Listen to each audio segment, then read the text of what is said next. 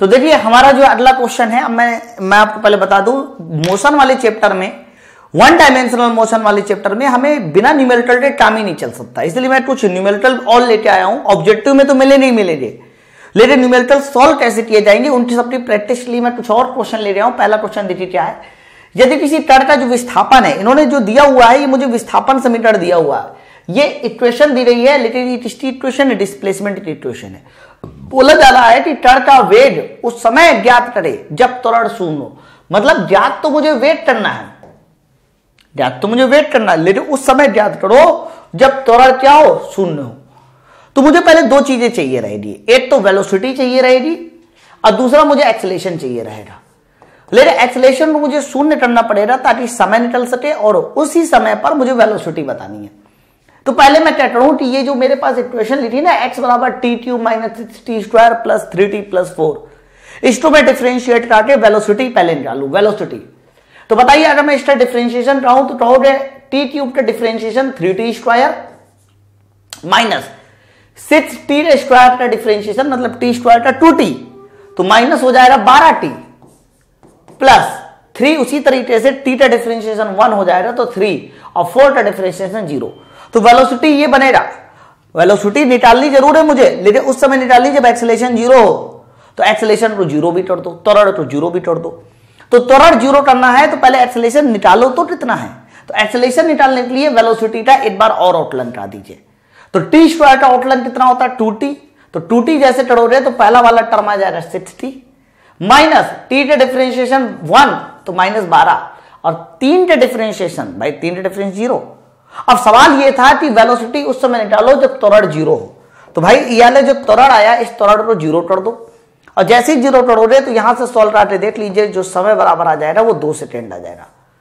समय की value 2 second आप इसमें रखिए और देखिए कि वेलोसिटी का मान कितना आता है। समय की वैल्यू 2 सेकेंड रखिए तो 2 का स्क्वायर 4, 4 3 12 माइनस 2 यहां रखिए तो 2 दूनी, भाई 2 रखोगे 12 दूनी 24, 2 रखा जाएगा तो 12 दूनी 24, भाई 2 पहले यहां रखा, 2 का स्क्वायर 4, 4 3 12, 2 यहां रखोगे 12 दूनी 24 प्लस 3 है ना।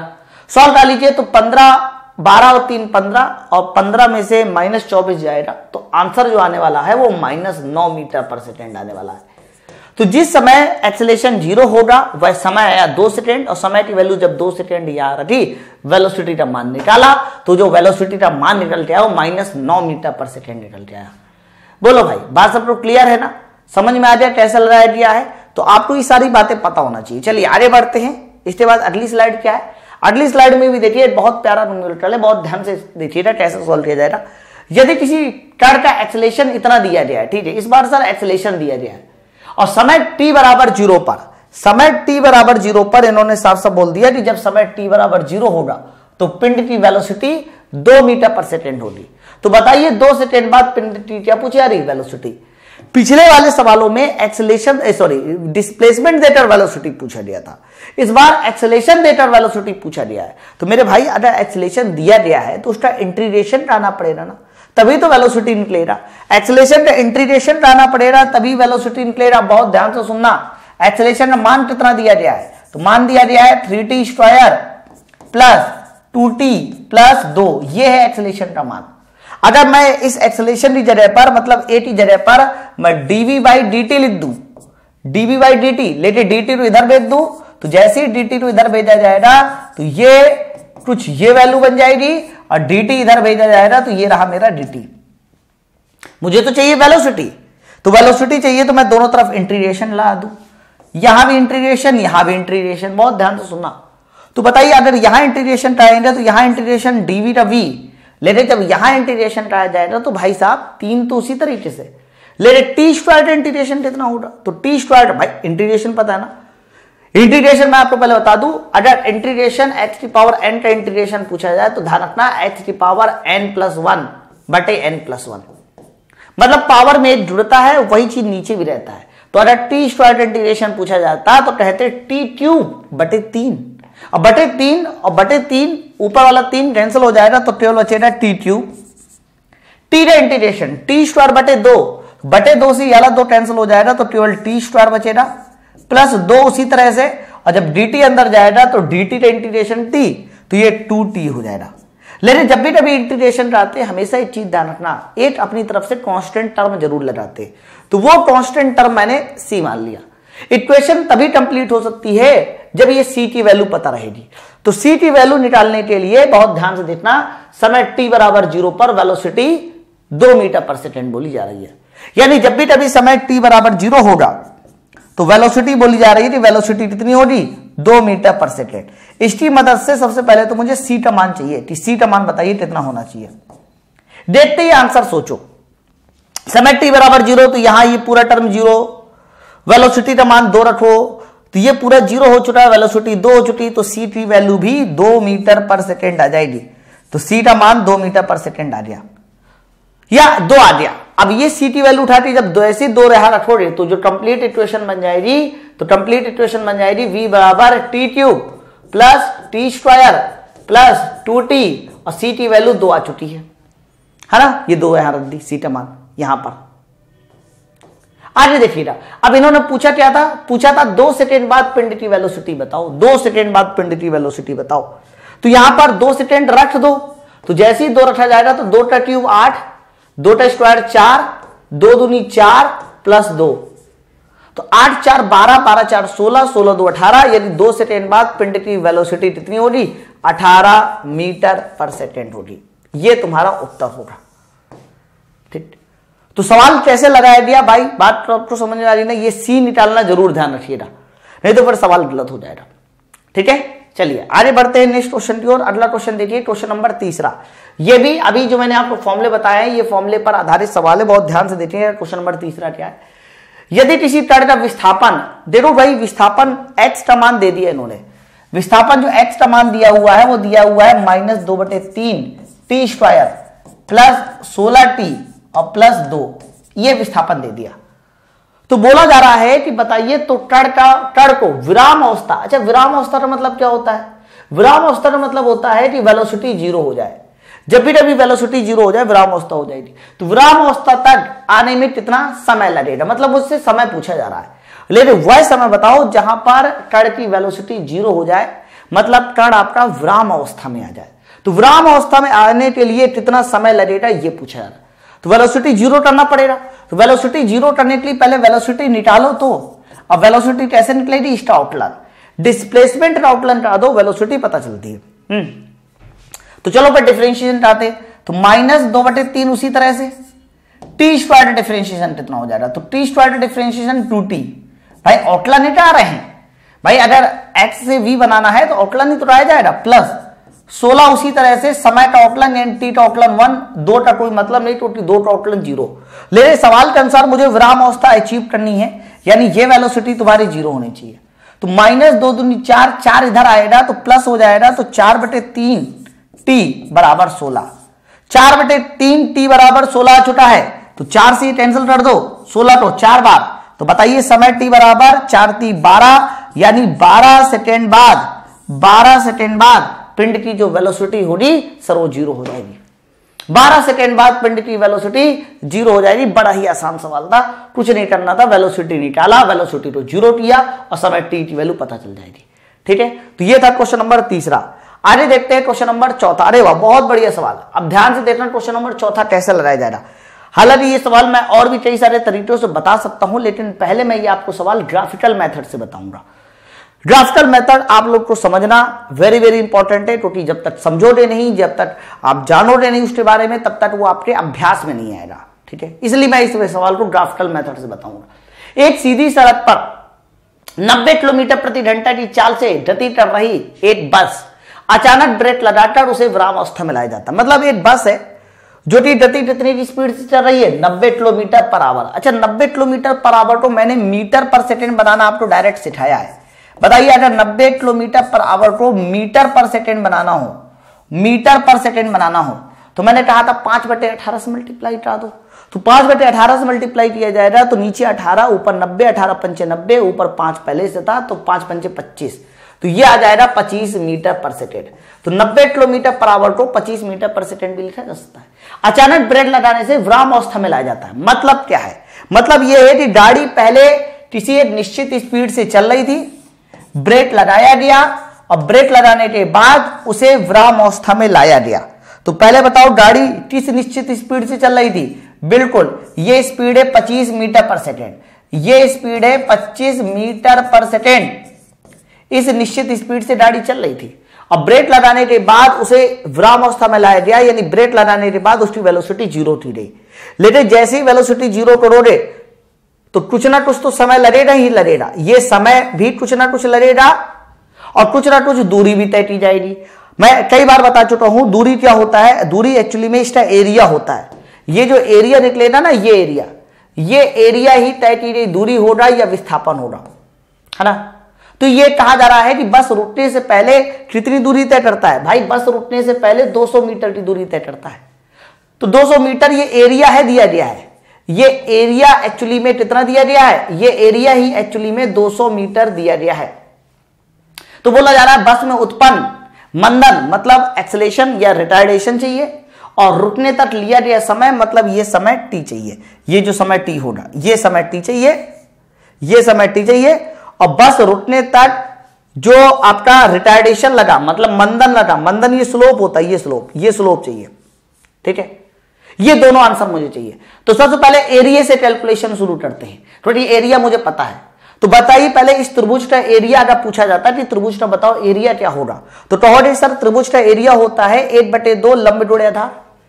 तो 1/2 लंब जुड़े आधार करोगे तो लंब जुड़े आधार यानी 25 गुणे t और बटे आधा 1/2 यानी नीचे 2 आ जाएगा। तो एरिया हो जाएगा सर, एरिया हो जाएगा 25 गुणे t लंब जुड़े आधार बटे 2, और ये एरिया बताइए किसके बराबर किया जाएगा? 200 के बराबर।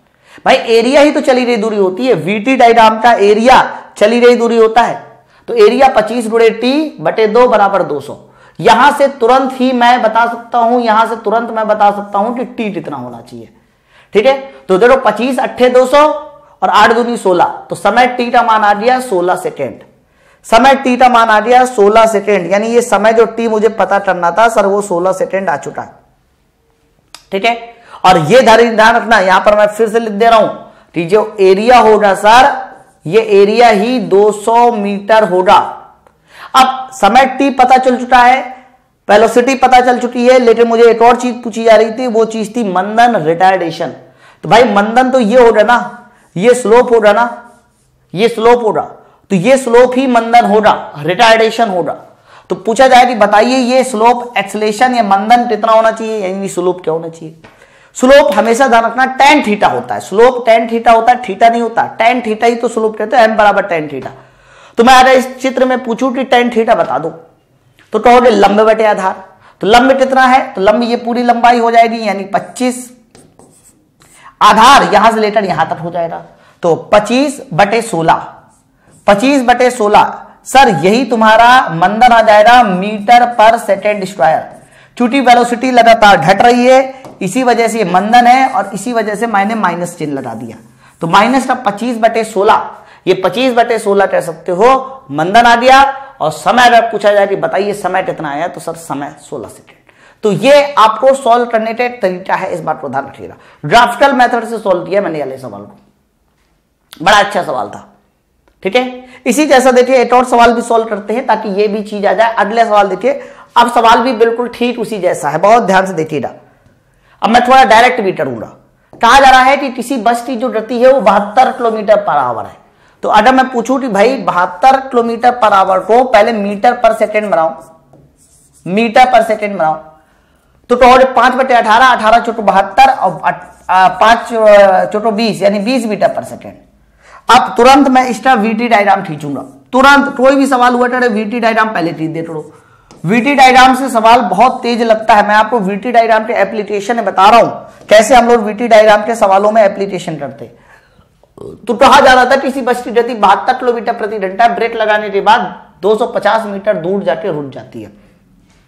तो पहले गति थी 72 यानी 20 मीटर पर सेकेंड, लेकिन जैसे ही ब्रेक लगाया जाता है तो ब्रेक लगाने के बाद कुछ समय बाद ये रुक जाती है। समय नहीं दिया गया, इस बार भी दूरी दी गई है 250 मीटर दूर जाके रुकता है। तो 250 मीटर क्या होगा? तो टॉट 250 मीटर सर ये एरिया होगा, ये एरिया ही 250 होगा। अच्छा मुझे सबसे पहले ये समय बताना है कि समय ये कितना होना चाहिए, समय ये कितना होना चाहिए, उसके साथ साथ आपका मंदन भी बताना है, मतलब ए भी बताना है, समय भी बताना है, दोनों चीजें बतानी है। पिछले वाले सवाल जैसा है, तो बताइए एरिया कितना है सर, चली गई दूरी कितनी है 250 मीटर। तो पहले मैं एरिया निकाल दूं, इसका एरिया बता दूं, एरिया कितना होना चाहिए। तो लंब गुणे आधार बटे 2, तो 20 गुणे टी बटे 2, तो 20 गुणे टी बटे 2 बराबर कितना दूर चलता है, 250 मीटर चलता है, 250 मीटर चलता है। तो बताइए जरा, अगर 250 में 1 0 से 1 0 उड़ा दूं, 2 से 2 उड़ा दूं, तो समय टी बराबर कितना आ गया, 25 सेकेंड। तो एक उत्तर तो मेरा तुरंत आ गया कि समय टी बराबर सर 25 सेकेंड होगा, 25 सेकेंड होगा। लेकिन अभी मुझे दूसरा उत्तर चाहिए। दूसरा उत्तर क्या है, मंदन, मतलब ए चाहिए। तो क्या होगा ए, तो कॉर्ड ए कुछ नहीं सर, ये जो हमारा स्लोप होगी ना, ये स्लोप सर, यही स्लोप मेरी ए होगी, एक्सेलेरेशन ए होगा या मंदन। तो अगर मैं पूछूं स्लोप कितनी होगी, तो कॉर्ड लंब बटे आधार लगाओ। तो लंब है 20 और आधार है 25, तो ये आंसर आ जाएगा 20/25।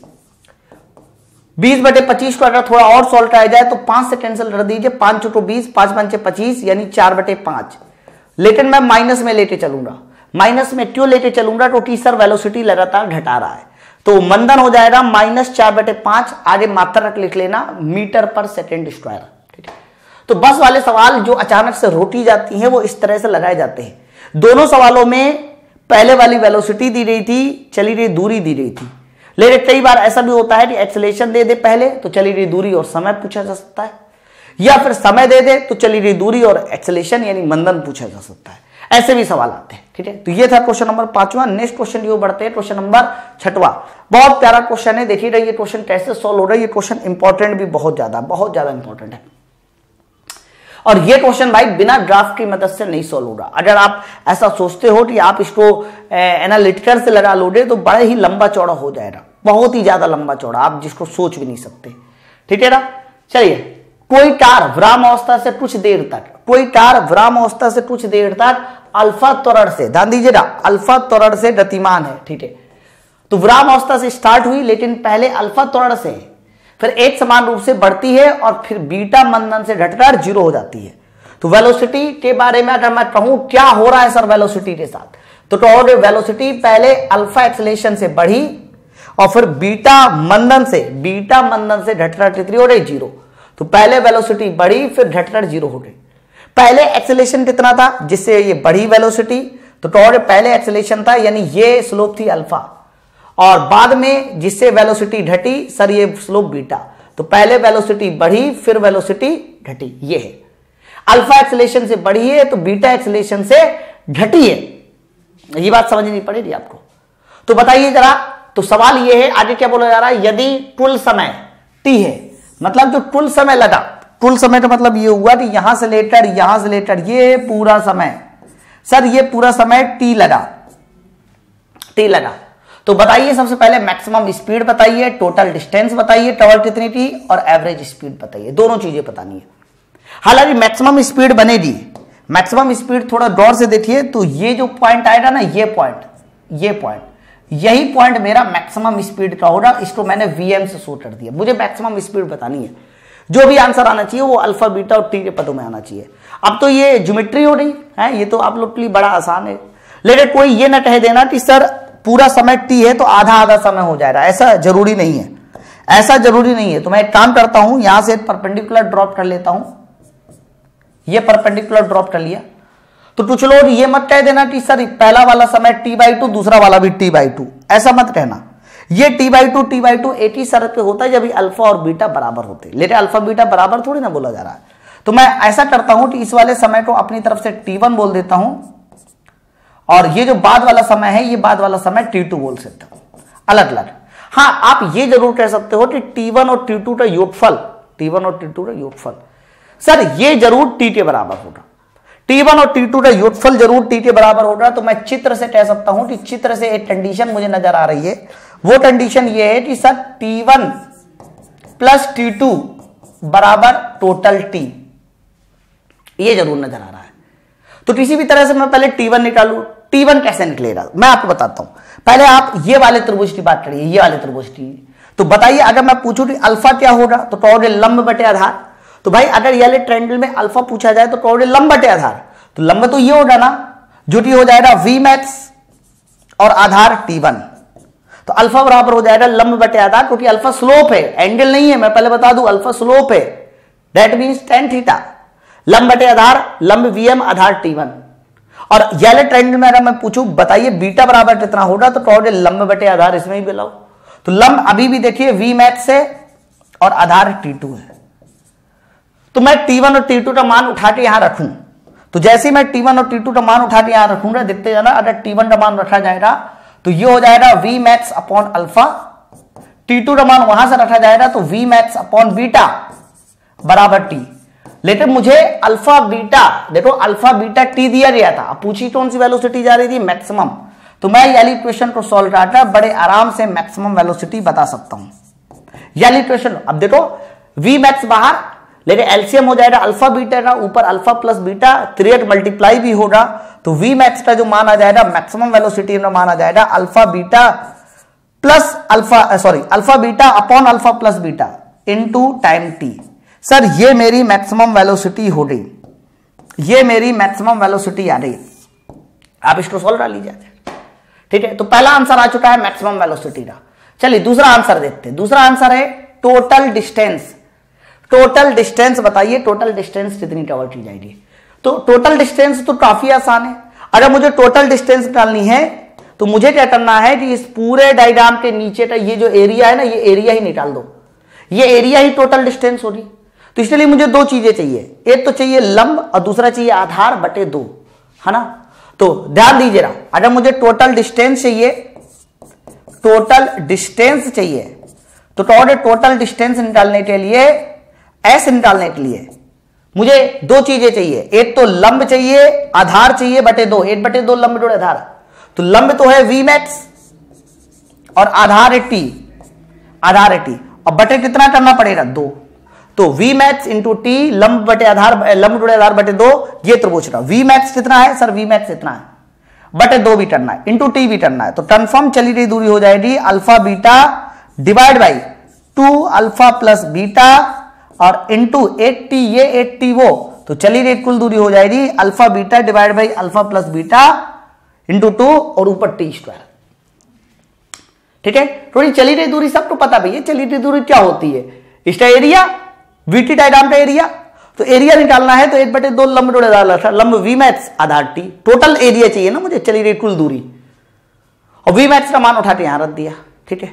अच्छा एक और चीज मुझे चाहिए, एक और तीसरी चीज चाहिए सर, वो क्या है सर, एवरेज स्पीड। तो पहले बताओ एवरेज स्पीड होती क्या है सर, एवरेज स्पीड होती है चली गई कुल दूरी बटे लगा कुल समय, चली गई कुल दूरी बटे लगा कुल समय, तो चली गई कुल दूरी ही तो ये है और बटे कुल समय। तो भैया एक बात बताओ, अगर इस पूरे फॉर्मूले में समय का डिवाइड कराओगे, लगा कुल समय मतलब टी का डिवाइड कराओगे, तो ये जो टी स्क्वायर है वो हट जाएगा, 80 बचेगा। तो चली गई कुल दूरी बटे समय किया जाएगा, तो ये आंसर आने वाला है alpha beta divide by 2 times alpha plus beta into ऊपर जो टी स्क्वायर है सर बस वो टी बदल जाएगा, बस वो टी में बदल जाएगा। तो चली गई दूरी के लिए चली गई कुल दूरी बटे लगा कुल समय, तो चली गई कुल दूरी बटे लगा कुल समय, सर यही तुम्हारा एवरेज स्पीड हो जाएगी, ठीक है। तो सवाल बहुत अच्छा था, ये सारे आंसर आपके कई बार डायरेक्ट भी पूछे जाते हैं, आप चाहो तो याद भी कर सकते हो, नहीं चाहते तो आपको यही तरीका याद रखना है, इसी तरीके से आप तुरंत पहुंच सकते हो अपने आंसर में, ठीक है। तो ये था क्वेश्चन नंबर 6वां। आगे बढ़ते हैं क्वेश्चन नंबर 7वें की ओर। ये देखिए क्वेश्चन नंबर 7वां भी और ज्यादा धमाकेदार क्वेश्चन है, बहुत ध्यान से देखिए। क्वेश्चन नंबर 7वां क्या है, यदि किसी पिंड द्वारा चौथे सेकेंड में 20 मीटर की दूरी तय की जाती है, वेरी गुड, छठे सेकेंड में कितने मीटर की दूरी तय की जाती है, 30 मीटर की।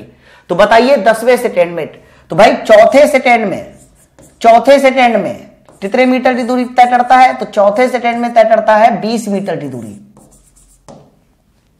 बताइए छठे सेकेंड में, यानी जो 6वां सेकेंड आया उसमें कितने मीटर की दूरी तय करता है सर, 30 मीटर की दूरी तय करता है। तो सवाल तुमसे पूछा जा रहा है कि बताइए जब 10वां सेकेंड आएगा उसमें बताओ कितने मीटर की दूरी तय की जाएगी। बहुत आसान सा सवाल है। हालांकि कई बार ये कुछ लोग इसको कैसे लगाते हैं, कुछ लोग इसको क्या करते हैं, इक्वेशन बना के भी लगाते हैं, उससे भी आ जाएगा, लेकिन हम लोग मुझवानी भी सोल्व कर सकते हैं। कोई पिंड चौथे सेकंड में 20 मीटर, छठवें सेकंड में 30 मीटर, तो बताइए 10वें सेकंड में कितने मीटर? यही तो सवाल है। तो चौथे सेकंड से जब छठवें सेकंड में आया तो सेकंड बढ़ा 2 सेकंड, 2 सेकंड, तो दूरी बताइए कितने मीटर बढ़ी? तो टहोड़ दूरी बढ़ी सर 10 मीटर। जब चौथे सेकंड से छठवें सेकंड में आया तो सेकंड बढ़ा 2, तो दूरी बढ़ी आपका 10 मीटर। अच्छा, जब छठवें से 10वें सेकंड में आओगे, छठवें से 10वें सेकंड में आओगे तो दूरी सेकंड बढ़ा 4 सेकंड। थोड़ा समझना बात को। तो यहां सबसे पहले ये बताओ यहां दूरी कितने से मीटर बढ़ेगी? तो सुनना, जब 2 सेकंड का अंतर था तो दूरी में अंतर था 10 मीटर का। अब यहां 4 सेकंड का अंतर होगा तो दूरी में भी अंतर 20 मीटर का हो जाएगा, डबल। भाई जैसे 2 दूनी 4 वैसे 10 दूनी 20, तो यहां अंतर 20 मीटर का होगा। और यहां अंतर 20 मीटर का है तो कंफर्म ये जो आंसर आने वाला है, जो उत्तर आने वाला है मेरा, वो 30 प्लस 20 50 मीटर आने वाला है। तो 10वें सेकंड में चली गई दूरी कितनी होगी सर? 50 मीटर होगी। कैसे किया? जैसे यहां देखिए 6 प्लस 4 10 आया, वैसे 30 प्लस 20 50 आएगा। तो 10वें सेकंड में चली गई दूरी 50 मीटर होगी। सीधी बात है। अच्छा, कई बार इसमें एक क्वेश्चन और पूछा जाता है, इसमें एक क्वेश्चन और पूछा जाता है। क्वेश्चन ये आता है कई बार कि सर इस वाली कंडीशन के लिए आप मुझे प्रारंभिक वेलोसिटी बताओ और एक्सेलेरेशन बताओ। ये 2 चीजें और पूछी जाती है। तो प्रारंभिक वेलोसिटी निकालने के लिए तो मुझे इक्वेशन लगानी भी पड़ सकती है, लेकिन एक्सेलेरेशन निकालने के लिए नहीं। कैसे मैं आपको बताता हूं। ये बताओ, जब 4 सेकंड से 6 सेकंड में आए, यानी 2 सेकंड में देखा जाए तो 2 सेकंड में चली गई दूरी 10 मीटर। पहले सुन लेना, मैं एक बात बताऊं, जब भी कभी तुम्हारा समय 1 सेकंड होगा, समय कितना होगा? 1 सेकंड, उस समय हमेशा ध्यान रखना चाल और दूरी आपस में बराबर होती है। तो चाल बराबर दूरी बटे समय, समय 1 सेकंड। और जब भी कभी समय 1 सेकंड होगा तो जो एक्सेलेरेशन होगा वो वेग परिवर्तन के बराबर होता है, क्योंकि यहां समय कितना हो चुका है? 1 सेकंड। तो समय 1 सेकंड होने पर चाल दूरी के बराबर होती है और एक्सेलेरेशन वेग में परिवर्तन के बराबर होता है। अच्छा, अगर ऐसा बोला जा सकता है तो आप ये भी तो बोल सकते हो कि यहां समय यदि 1 सेकंड है तो जो भी दूरी है वो वेग में आई, तो यहां पर आप जो है वेग परिवर्तन को दूरी परिवर्तन में भी रिप्रेजेंट कर सकते हैं। वेग परिवर्तन को दूरी परिवर्तन में भी रिप्रेजेंट किया जा सकता है, लेकिन समय 1 सेकंड होना चाहिए, बस ये ध्यान रखिएगा। ठीक है, अब सुनना बड़े ध्यान से। कैसे एक्सेलेरेशन डायरेक्ट निकाला जाएगा? जब 4 सेकंड से 6 सेकंड में आई, 2 सेकंड का फर्क पड़ा तो दूरी 10 मीटर का फर्क पड़ा। तो 2 सेकंड में फर्क पड़ा है 10 मीटर का, तो 1 सेकंड में 5 मीटर का। तो 1 सेकंड में 5 मीटर की दूरी आगे बढ़ेगा, तो इसका मतलब 1 सेकंड में वेलोसिटी भी 5 बढ़ेगी। और 1 सेकंड में जो वेलोसिटी बदलती है, बढ़ती है सर, वही तो एक्सेलेरेशन है। तो 2 सेकंड में 10, 1 सेकंड में दूरी बढ़ेगी 5, और 1 सेकंड में दूरी 5 बढ़ी तो 1 सेकंड में वेलोसिटी भी 5 बढ़ेगी, और 1 सेकंड में जो वेलोसिटी बढ़ेगी 5 सर, वही तुम्हारा एक्सेलेरेशन होगा। तो एक्सेलेरेशन तो मैं डायरेक्ट बता सकता हूं, कोई इक्वेशन नहीं सॉल्व करनी। लेकिन अगर मुझसे पूछा जाता है कि बाय द वे प्रारंभिक वेलोसिटी बताओ, तो प्रारंभिक वेलोसिटी बताने के लिए मुझे किसी एक का सहारा लेना पड़ेगा, किसी भी एक का सहारा लेना पड़ेगा। जैसे कि मान लीजिए मैं चौथे सेकंड का सहारा ले लूं, तो चौथे सेकंड में चली गई दूरी 20 मीटर है, तो मुझे फॉर्मूला लगाना पड़ेगा Sn बराबर u plus half a 2t minus 1। चौथे सेकंड की बात करते हैं, तो चौथे सेकंड में चली गई दूरी कितनी है? 20 मीटर। तो भाई साहब यहां तुमने 20 मीटर लिखा, प्रारंभिक वेलोसिटी मुझे निकालनी है, एक्सेलेरेशन तुम्हारा 5 दिया गया है, दिया नहीं दिया मैंने निकाला है, टी माइनस 1, 2t माइनस 1। चौथे सेकंड की बात हो रही है, चौथे सेकंड की। तो चौथे सेकंड के लिए 4 दूनी 8 माइनस 1, तो यहां 7 आ जाएगा, 7 आ जाएगा। 7 पना 35 बटे 2, और 7 पना 35 बटे अगर 2 चक्कर हो रहे तो यहां आ जाएगा 17.5, यहां आ जाएगा 17.5, और 17.5 जब उधर जाएगा तो प्रारंभिक वेलोसिटी आपकी आ जाएगी 2.5 मीटर पर सेकेंड। ये इसकी प्रारंभिक वेलोसिटी हो रही है। ठीक है, तो एक्सेलेरेशन तो हम लोग मुंह जवानी निकाल सकते हैं देख के, लेकिन प्रारंभिक वेलोसिटी निकालने के लिए मुझे सॉल्व करना पड़ेगा। अब लोग क्या करते हैं कि कई बार आप लोग को यही 2 इक्वेशन, मतलब मैंने तो एक ही इक्वेशन से आंसर निकाल दिया ना, तो लोग क्या करते हैं कि कई बार ये दोनों इक्वेशन को सॉल्व करते हैं और एक्सेलेरेशन और ए अलग अलग निकालते हैं। आप भी कर सकते हो, कोई बड़ी बात नहीं है, कोई भी बड़ी बात नहीं है। ठीक है, तो लेकिन वो टाइम टेकिंग हो जाता है, इस बात को ध्यान रखिएगा। हम लोग ऐसे भी मौजा नहीं। अगला वाला सवाल देखिएगा, मैं उससे लगा दूंगा, अगला वाला सवाल उससे लगा दूंगा। देखिए हमारा जो अगला क्वेश्चन है वो भी उसी तरह का है जैसा अभी आपने पढ़ा था। मैं इसका आंसर भी देखिए तुरंत निकाल दूं, फटाक से निकाल देंगे, बड़े जल्दी निकाल देंगे। क्वेश्चन क्या है कि यदि किसी पिंड द्वारा 7वें सेकंड में चली गई दूरी 20 मीटर है, मतलब ये है कि जो भी मेरा पिंड है वो 7वें सेकेंड में कितनी दूरी तय कर रहा है सर, वो दूरी तय की जा रही है 20 मीटर। फिर बोला जा रहा है 9वें सेकेंड में बताइए कितनी दूरी तय कर रहा है, तो 9वें सेकेंड में दूरी तय कर रहा है 24 मीटर। चेक कीजिए, तो बोला जा रहा है कि बताइए वह 15वें सेकेंड में कितनी दूरी तय करेगा, है ना। काफी आसान सा लॉजिक होता है। 7वें सेकेंड में 20 मीटर, 9वें सेकेंड में 24 मीटर, तो बताइए 15वें सेकेंड में कितनी दूरी तय करेगा। तो 7वें सेकेंड से जब 9वें सेकेंड में आएगा तो कितना सेकेंड आगे आएगा, तो कहोगे 2 सेकेंड आगे आएगा, 2 सेकेंड। तो दूरी में कितना आगे बढ़ जाएगा, तो दूरी में आगे बढ़ेगा 4 मीटर, ध्यान दीजिए। और जब 9वें सेकेंड से 15वें सेकेंड में आएगा तो बताइए कितना सेकेंड आगे आएगा, तो कहोगे 9 6 15, 6 सेकेंड आगे आएगा। अगर यहां 6 है तो भैया मेरे 2 का 3 गुना 6, तो यहां 4 का भी 3 गुना कर दो, यानी दूरी में फर्क पड़ेगा 12 मीटर का, जिसकी वजह से 15वें सेकेंड में जो तय की गई दूरी होगी, भाई देखो 9 + 6 15, 12 + 24, उसी तरह से बताइए कितना हो जाएगा 36 मीटर। तो 15वें सेकेंड में तय की गई दूरी में डायरेक्ट निकाल सकता हूं 36 मीटर होगी, ठीक है ना। कैसे पता किया, 9 + 6 अगर 15 है तो 24 + 12 36 ही आएगा, ठीक है। चलिए, लेकिन पिछले वाले सवाल में मैंने अभी आपको बताया कि ये वाले सवाल में मुझे 2 चीजें और पूछी जाती हैं। एक तो पूछा जाता है उसकी प्रारंभिक वेलोसिटी, और दूसरा मुझे पूछा जाता है एक्सेलेरेशन। मैंने अभी बताया कि एक्सेलेरेशन को मैं डायरेक्ट बता सकता हूं। डायरेक्ट कैसे बता सकता हूं मैं आपको बताऊं। डायरेक्ट ऐसे बता सकता हूं कि सर अगर 2 सेकेंड में दूरी तय की जा रही है, या दूरी जो बढ़ रही है, दूरी तय करना बढ़ रहा है, तो 2 सेकेंड में तय की गई दूरी कितने मीटर बढ़ जा रही है, 4 मीटर। तो 1 सेकेंड में तय की गई दूरी कितने मीटर बढ़ेगी, 2 मीटर। अगर तय की गई दूरी 2 मीटर बढ़ेगी तो वेलोसिटी भी 2 मीटर बढ़ेगी, 2 मीटर पर सेकेंड बढ़ेगी 1 सेकेंड में। तो 1 सेकेंड में वेलोसिटी 2 बढ़ेगी, तो श्योर एक्सेलेरेशन का मान, श्योर एक्सेलेरेशन का जो मान आएगा वो 2 मीटर पर सेकेंड स्क्वायर आएगा, एकदम श्योर है। लेकिन मैं मान के चल रहा हूं कि मुझे एक्सेलेरेशन नहीं पता, मुझे एक्सेलेरेशन नहीं पता, और मैं ये दोनों टर्म देखिएगा इक्वेशन से निकाल के दिखाता हूं ताकि आपको पता रहे कि हाँ ये चीज सही है। तो मुझे 2 इक्वेशन लगानी पड़ेगी, एक पहली वाली के लिए, दूसरे वाली के लिए। 7वें सेकेंड में तय की गई दूरी 20 मीटर है, तो 20 मीटर तय की गई दूरी हो गई, तो 20 बराबर u + ½ a मुझे नहीं पता, लेकिन 7वां सेकेंड है ना, तो 7वां सेकेंड 2t - 1 होता है, तो 7 दूनी 14 - 8, 7 दूनी 14 - 8, यानी यहां 13 हो जाएगा। चेक कीजिए, तो ये तुम्हारी पहली इक्वेशन बनेगी। इसी तरह से दूसरी इक्वेशन 24 मीटर के साथ बनाओ, तो दूसरी इक्वेशन में तय की गई दूरी 24 होगी, लेकिन प्रारंभिक वेलोसिटी u + ½ a, और आगे होता है 2t - 1। भैया 9वें सेकेंड में तय की गई दूरी है ना 24 मीटर, तो 9वें सेकेंड का 2t - 1, तो 9वें सेकेंड का 2t - 1 करोगे तो 9 दूनी 18 - 8, यानी यहां आएगा 17, यहां आएगा 17। ये सब मीटर सेकेंड। मैं ये चेक करना चाहता हूं कि इन दोनों को सॉल्व करने से क्या u तो छोड़ो, पहले a, क्या a 2 आएगा, चेक कर लेते हैं। तो बड़ी वाली इक्वेशन में से छोटी घटा दो, 24 में से 20 घटा दो, तो 24 में से 20 घटाया जाएगा तो बताइए कितना आ जाएगा, 4।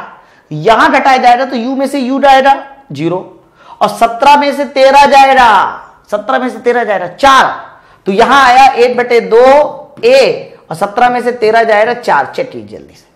तो आप देख पा रहे हैं कि अगर मैं इस इक्वेशन को फटाक से सॉल्व करूं तो 4 से 4 मेरा कट जाएगा, तो देख लीजिए a बराबर आ गया 2 मीटर पर सेकेंड स्क्वायर।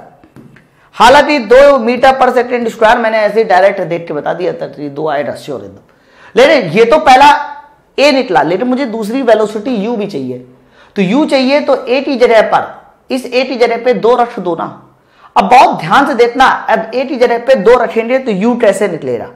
तो मैं पहली वाली इक्वेशन का सहारा ले लेता हूं, तो पहली वाली इक्वेशन में यहां 20 है, यहां u है, लेकिन मुझे a की जगह 2 रखना है, तो थोड़ा सोचना, a की जगह जैसे ही 2 रखा जाएगा तो 2 से 2 कैंसिल आउट हो जाएगा, तो केवल 13 बचेगा पहली वाली इक्वेशन में।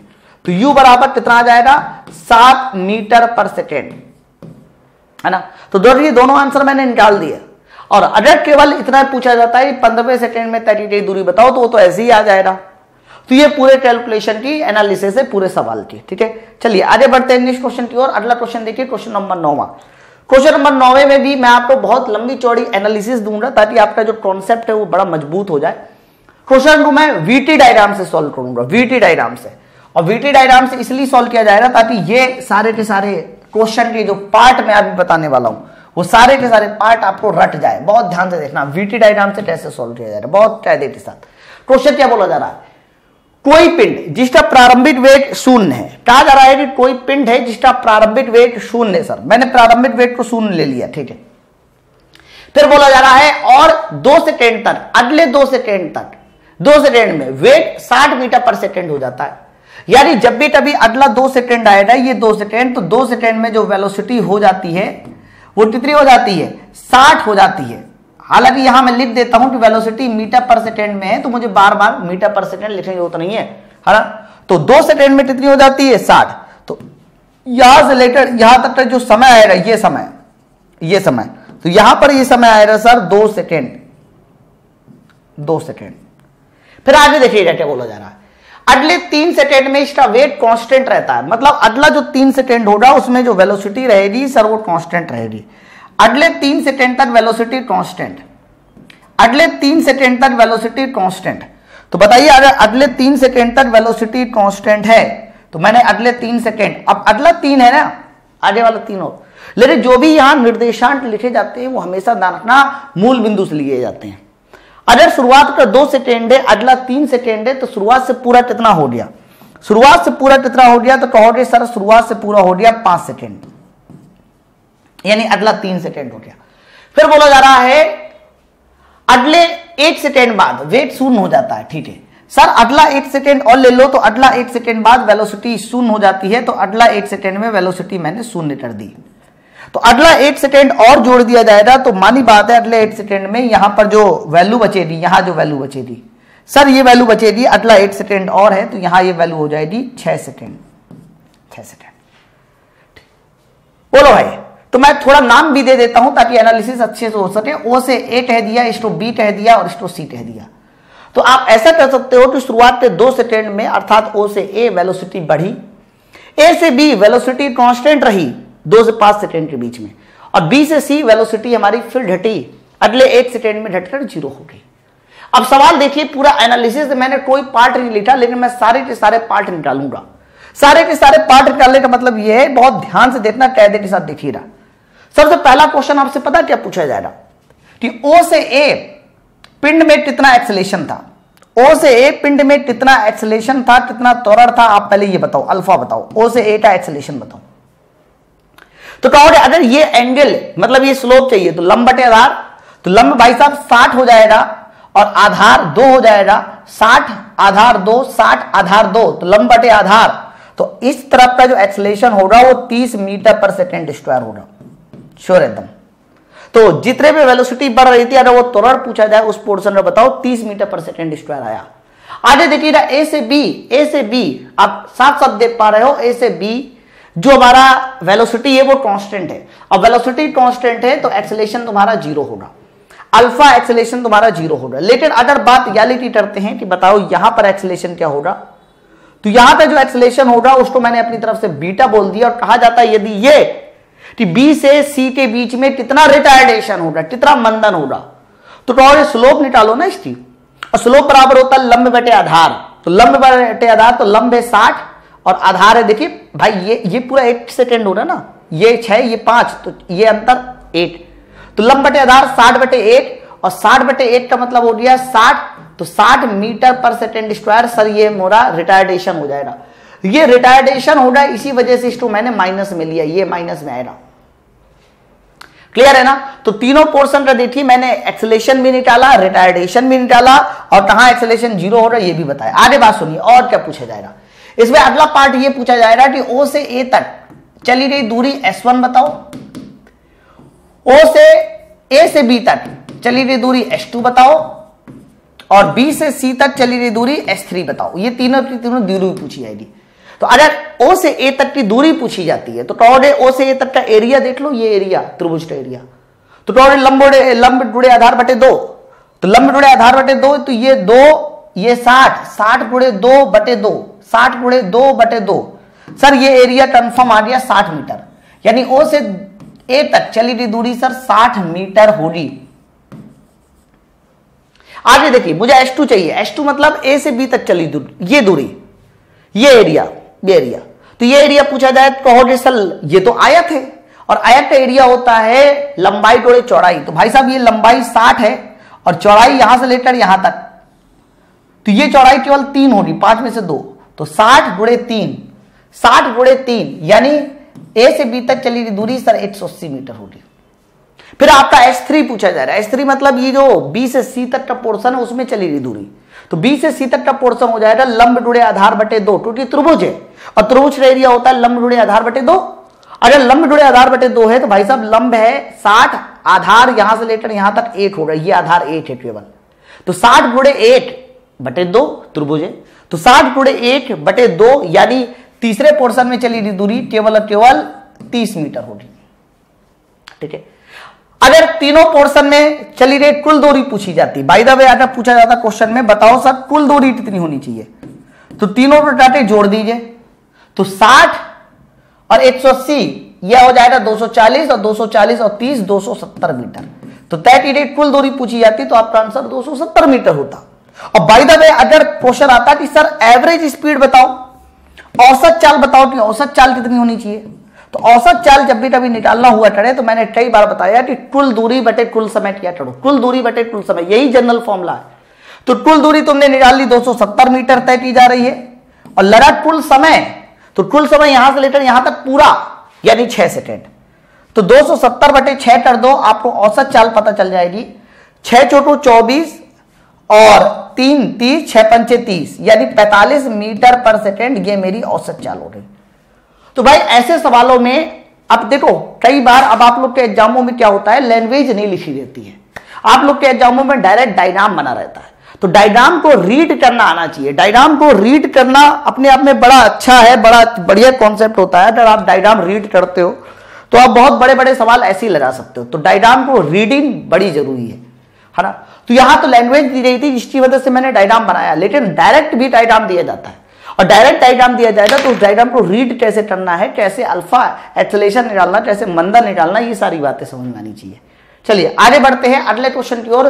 ये क्वेश्चन नंबर 10 में भी बहुत ध्यान से देखेंगे क्या है। क्वेश्चन नंबर 10वां, यदि किसी पिंड को h ऊंचाई के साथ छोड़ा जाए तो आप फाइनल वेलोसिटी तथा ग्राउंड तक आने में लगा समय बताओ। ये चीज मैं इसलिए लेके आया हूं क्योंकि वर्टिकल मोशन के सवाल अभी ज्यादा हुए नहीं है, तो वर्टिकल मोशन के सारे फॉर्मूले आपको याद होने चाहिए। यदि किसी पिंड को h ऊंचाई से छोड़ा जाए तो ये बताओ, मान लीजिए मेरे पास ये कोई पिंड है और इस पिंड को आपने h ऊंचाई से ड्रॉप किया, ये धरातल है, ग्राउंड है, तो ये बताइए अगर आप इसको h ऊंचाई से ड्रॉप करोगे, मतलब ये है तुम्हारी h हाइट, h ऊंचाई से ड्रॉप करोगे, तो बताइए ड्रॉप करने का मतलब होता है प्रारंभिक वेलोसिटी क्या होगी, 0। तो h ऊंचाई से जैसे आप इसको ड्रॉप करोगे तो जब जमीन तक पहुंचेगी ये, तो उसके पास कुछ ना कुछ वेलोसिटी भी होगी, तो आपको अंतिम वेलोसिटी v बतानी है, और जमीन तक पहुंचने के लिए जो समय लगेगा, टाइम लगेगा, वो टाइम भी बताना। ठीक है, छोड़ने वाला सवाल है भाई, कैसे निकाला जाएगा कि समय कितना होना चाहिए, लेकिन जो भी आंसर होगा वो h के पदों में होगा क्योंकि h ऊंचाई से छोड़ा जा रहा है। तो आप ये बताओ जरा, मुझे टाइम भी निकालना है, प्रारंभिक वेलोसिटी पता है, अंतिम पता है, तो मैं एक काम, अंतिम निकालनी है, सॉरी अंतिम निकालनी है, टाइम भी निकालना, दोनों चीजें निकालनी है।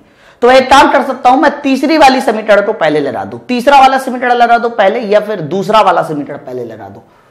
तो दूसरा वाला समीकरण बताइए क्या होता है, तो टोटल s बराबर होता है sir ut plus half at square. लेकिन अगर वर्टिकल मोशन की बात की जाएगी तो आप इसको नहीं लगाते, वर्टिकल मोशन में s की जगह पर हो जाता है h ut plus half gt square. अबे बताओ, बॉडी नीचे आ रही है ना, 80 डायरेक्शन तो है ना, तो वेलोसिटी लगातार बढ़ेगी, लेकिन प्रारंभिक वेलोसिटी 0 है, तो प्रारंभिक वेलोसिटी 0 है तो ये टर्म तुम्हारा 0 हो गया, h बराबर, और लगातार वेलोसिटी बढ़ेगी नीचे आने पर, इसलिए g positive half gt square. तो बताइए यहां से टाइम t का फॉर्मूला कितना आ गया, रूट में 2h बटे g, रूट में 2h बटे g। इस बात को हमेशा ध्यान रखिएगा कि जब भी कभी किसी पिंड को ऊपर से नीचे छोड़ा जाता है तो जमीन तक पहुंचने में जो समय लगता है उसका फॉर्मूला अंडर रूट 2h बटे g होता है। ठीक है ना, ये फॉर्मूले में कहीं पर भी पिंड का द्रव्यमान नहीं आया, मतलब ये है कि अगर मैं एक हल्की वस्तु एक भारी वस्तु दोनों को ऊपर से नीचे गिराता हूं तो दोनों वस्तुएं समान समय में नीचे आएंगी, समान समय में नीचे आएंगी। लेकिन ये सारी चीजें तब वैलिड है जब हवा का फ्रैक्शन 0 हो, लेकिन नॉर्मली ऐसा नहीं होता। नॉर्मली मैं आपको बताऊं, जैसे कि मान लीजिए ये मेरे पास जो है ये कागज का टुकड़ा है और ये पेन है, मैंने दोनों को ऐसे नीचे से गिराया तो सबको पता है कि पेन का टुकड़ा या पेन हमारा जल्दी नीचे आएगा क्योंकि पेन भारी है। लेकिन ये चीज तब वैलिड है जब हवा का फ्रैक्शन कंसीडर हो रहा हो, जैसे कि पृथ्वी पर। लेकिन अगर आप वैक्यूम में चले जाएंगे तो वैक्यूम में कभी भी ध्यान रखना ये दोनों के दोनों अलग अलग टाइम पे नहीं गिरेंगे, दोनों के दोनों सेम टाइम पे आएंगे। मैं आपको बता दूं तो आप लोग को जो भी आंसर देना वो सेम टाइम पे। हवा का फ्रैक्शन जीरो ना होता मतलब फ्रैक्शन होता तो भारी वस्तु नीचे आती, लेकिन अगर जीरो है तो दोनों वस्तुएं समान समय पे गिरेगी। सर टाइम तो आ गया, लेकिन अभी मुझे अंतिम वेलोसिटी और चाहिए। तो अंतिम वेलोसिटी मुझे निकालने के लिए क्या करना पड़ेगा, मुझे तीसरी इक्वेशन लगानी पड़ेगी, थर्ड इक्वेशन। तो क्या होती है भाई साहब थर्ड इक्वेशन? तो थर्ड इक्वेशन होती है ध्यान रखना v स्क्वायर बराबर u स्क्वायर प्लस 2gh। लेकिन एक बात बताइए जरा, प्रारंभिक वेलोसिटी कितनी बोली जा रही थी? जीरो। तो सर प्रारंभिक वेलोसिटी हो रही जीरो। तो बताइए अगर मैं अंतिम वेलोसिटी पूछूं कि बताइए अंतिम वेलोसिटी कितनी होगी, तो कहोगे रूट में 2gh।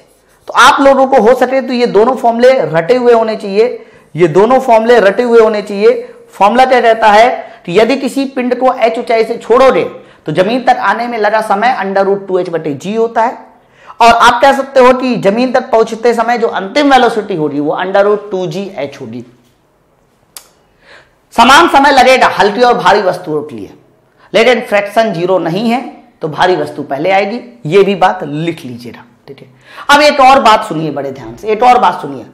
जैसे मान लीजिए किसी पिंड को तुमने ऊपर से नीचे ड्रॉप किया, ऊपर से नीचे ड्रॉप किया, बहुत जरूरी बात मैं आपको बता रहा हूं, बहुत ज्यादा जरूरी बात बता रहा हूं। और मान लीजिए ये जो ऊंचाई है ना, ये ऊंचाई मान लीजिए 20 मीटर है, ये ऊंचाई 20 मीटर है। ड्रॉप किया है, ड्रॉप करने का मतलब है प्रारंभिक वेलोसिटी जीरो। तो तुमसे अगर पूछा जाए कि बताइए ए, बी और सी इन 3 पॉइंटों पर, भाई नीचे की ओर आएगा तो इन 3 पॉइंटों पर वेलोसिटी अलग अलग होगी। इन 3 पॉइंटों पर मैंने मान लिया कि ए पर वेलोसिटी है v1, बी पर वेलोसिटी है v2 और सी पर वेलोसिटी है v3। तो तुम्हें यह बताना पड़ेगा कि v1, v2, v3 में से बताना पड़ेगा कि कौन सी वेलोसिटी ज्यादा है कौन सी कम है। तो एक बात बताओ, जब ऊपर से नीचे ऐसे ड्रॉप करोगे ना तो v1, v2, v3 में से सबसे ज्यादा तो v3 होगा, लेकिन तुम्हें यह भी पता होना चाहिए कि v3 होगा कितना। तो आप लोग एक बात ध्यान रखना, जब भी कभी ये v1, v2, v3 निकाले जाते हैं ना ऊपर से नीचे, तो ये देखा जाता है कि पिंड कितना हाइट नीचे आ गया। जैसे v बराबर √2gh, यहां पर देखो पूरा h नीचे आ गया इसलिए √2gh। तो अगर मैं कह दूं थोड़ी देर के लिए कि सर ये जो लेंथ है, ये लेंथ तुम्हारी 5 मीटर है, ये जो लेंथ है ये लेंथ तुम्हारी 10 मीटर है, तो बाकी बची वाली लेंथ बताने की मुझे जरूरत नहीं है, ये लेंथ मेरी 5 मीटर होगी, टोटल 20 है। तो तुमसे पूछा जाए कि बताइए v1 कितना होगा। अब सोचना बड़े ध्यान से, अगर तुमसे v1 पूछा जाता है v1 कितना होगा, तो पहले बताओ v1 निकालते समय पिंड कितना नीचे आया, 5 मीटर आया ना, तो v1 पता है कितना होगा √2g × 5, ठीक है, √2g से √2g × 5। अगर पूछा जाए v2 बताओ कितना होगा, तो आप ये देखिए शुरुआत से कितना नीचे आया। तो v2 निकालते समय यानी येलो पॉइंट पे वेलोसिटी निकालते समय पिंड कितना नीचे आया, यहां से आता 15, तो कहोगे वेलोसिटी हो जाएगी √2g × 15। अरे कोई पूछे कि यहां पर बताओ वेलोसिटी कितनी होनी चाहिए, तो कहोगे यहां से यहां तक पिंड कितना नीचे आया, तो कहोगे यहां से यहां तक पिंड पूरा 20 मीटर नीचे आया, इसलिए √2g × 20। तो आपको बस इतनी बात याद रखनी है कि पिंड जितना नीचे आता है उतना ही √2g के साथ लगा दो वो वैल्यू, सर वही वेलोसिटी उस पॉइंट पे हो जाती है, ठीक है ना।